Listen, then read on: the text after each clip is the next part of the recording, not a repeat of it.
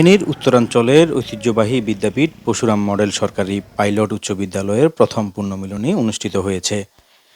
দীর্ঘ ৮২ বছর পর একই মঞ্চে মিলিত হন বিদ্যালয়ের হাজারো সাবেক ও বর্তমান শিক্ষার্থীরা। পুরনো বন্ধু ও সহপাঠীদের ফিরে পেয়ে দিন জুড়ে আবেগ, আনন্দ ও স্মৃতিচারণ মুখর ছিল পুরো ক্যাম্পাস। পুণ্যমিলনী উদযাপন পরিষদের আয়োজনে শুক্রবার বিকেলে মাঠে দিনব্যাপী বর্ণাঢ্য আয়োজন ও নানান কর্মসূচির মধ্য দিয়ে পুণ্যমিলনী অনুষ্ঠিত হয়। স্মৃতির নোঙ্গর ফেলে এসেও মিলি প্রাণের সৈকতে এই প্রতিবাদ্যকে সামনে রেখে আয়োজিত অনুষ্ঠানের বিদ্যালয়ের প্রাঙ্গণে সৃষ্টি হয় প্রাণের মিলন মেলা। ১,০০০-এরও বেশি সাবেক ও বর্তমান শিক্ষার্থীর উপস্থিতিতে উৎসব মুখর পরিবেশ সৃষ্টি হয়।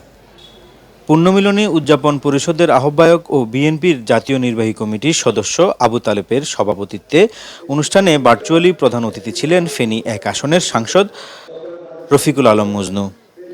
প্রধান অতিথির বক্তব্যে মজনু বলেন, এই শিক্ষা প্রতিষ্ঠানের সফলতা কামনা করছি। আগামী দিনে এই শিক্ষা প্রতিষ্ঠান একটি ভালো শিক্ষা প্রতিষ্ঠান হিসাবে সকলের মাঝে পরিচিত হবে। এই শিক্ষা প্রতিষ্ঠানের শিক্ষার্থীবৃন্দ আগামী দিনে বাংলাদেশের সকল ক্ষেত্রে একটি গুরুত্বপূর্ণ ভূমিকা রাখবেন, সেটাই আজকে প্রত্যাশা করছি। পুণ্যমিলনী উদযাপন পরিষদের সদস্য সচিব খুরশিদ আলম ও সাবেক ছাত্র শামসুল আলম শাকিলের যৌথ সঞ্চালনায় অনুষ্ঠানে বিশেষ অতিথি ছিলেন জেলা প্রশাসক মনিরা হক, স্থানীয় সরকার বিভাগের উপসচিব সুলতানা আক্তার, ডিভিসি নিউজের সম্পাদক লোটন একরাম, অতিরিক্ত জেলা প্রশাসক সার্বিক মোহাম্মদ আলামিন সরকার, উপজেলা নির্বাহী কর্মকর্তা অতনু বড়ুয়া এবং সহকারী কমিশনার ভূমি এসএম সাফায়েত আক্তার নূর। বিশেষ অতিথির বক্তব্যে বক্তারা বলেন, এই স্কুলের এই পুরাতন বিদ্যাপীঠটির প্রথম রিইউনিয়ন অনুষ্ঠান, এখানে অনেকে এসেছেন, এটা তাদের আন্তরিকতার পরিচয়ক, এটা দেখে ভালো লাগলো। তো যারা এই অনুষ্ঠানের উদ্যোগ গ্রহণ করেছেন প্রথম রিইউনিয়নে, তাদেরকে আমি আন্তরিক ধন্যবাদ জানাচ্ছি। ঐতিহ্যবাহী শিক্ষা প্রতিষ্ঠানটি তার আলো সমাজে এর জ্ঞানের আলো বিতরণটা আগের মতোই ধরে রাখতে পারবে বলে আশাবাদ ব্যক্ত করছি। মনে করি যে এই ধরনের একটা প্রোগ্রামে পুরাতন এবং বর্তমান যে প্রজন্ম তারাও দেখে যে পুরাতন তারা কীভাবে এখান থেকে পড়ে বড় জায়গায় গেছে এবং বিভিন্ন জায়গায় ছড়িয়ে ছিটিয়ে নিজেদের মধ্যে যে হৃদ্যতার বন্ধনটা হয়, একটা কানেক্টিভিটি হয় এবং এলাকার উন্নয়নে তারা কিন্তু সবাই মিলে নিজেরা একটা গ্রুপে এসে আজকের এই যুগে নিজেদেরকে আবার খুঁজে পাওয়া। এবং আপনারা যারা প্রোগ্রামকে কাভার করছেন, আমারও খুব ভালো লাগছে। এভাবে পজিটিভ জিনিসগুলো কাভার করার মাধ্যমে কিন্তু আপনাদের জনগণের জন্য আপনারা ভূমিকা রাখতে পারেন। দুপুর 12:30টায় জেলা প্রশাসক মনিরা হক বেলুন ও পায়রা উড়িয়ে পুণ্যমিলনী অনুষ্ঠানের উদ্বোধন করেন। এ সময় পুণ্যমিলনীর স্মরণিকা নোঙ্গরের মোড়ক উন্মোচন করা হয় এবং গুণীজনদের সম্মাননা প্রদান করা হয়। দীর্ঘদিন পর একে অপরের সঙ্গে দেখা হওয়ায় শিক্ষার্থীরা স্মৃতিচারণ, ফটোশুট ও খুনসুটিতে মেতে ওঠেন।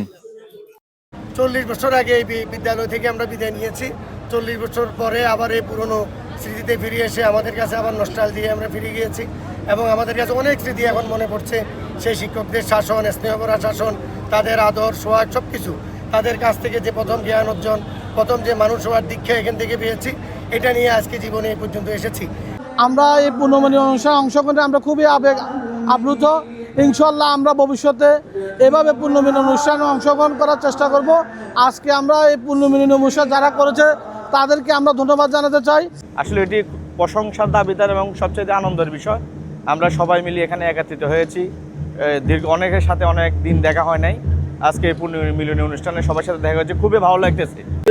আমি 2020 সালের একজন শিক্ষার্থী, আর আমি ব্যাচেলর বিভাগে ছিলাম। এখন এখানে এসে এতদিন পরে সবার সাথে অনেক দেখা হয়েছে, মানে অনেক আনন্দিত, আমি অনেক ভালো লাগছে।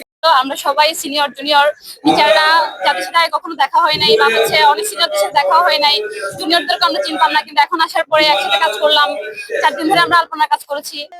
অনুষ্ঠানে বিশেষ আকর্ষণ ছিল উপমহাদেশের জনপ্রিয় সঙ্গীত ব্যান্ড শিরোনামহীনের পরিবেশনায় মনোজ্ঞ সাংস্কৃতিক অনুষ্ঠান, যা উপস্থিত দর্শকদের মুগ্ধ করে।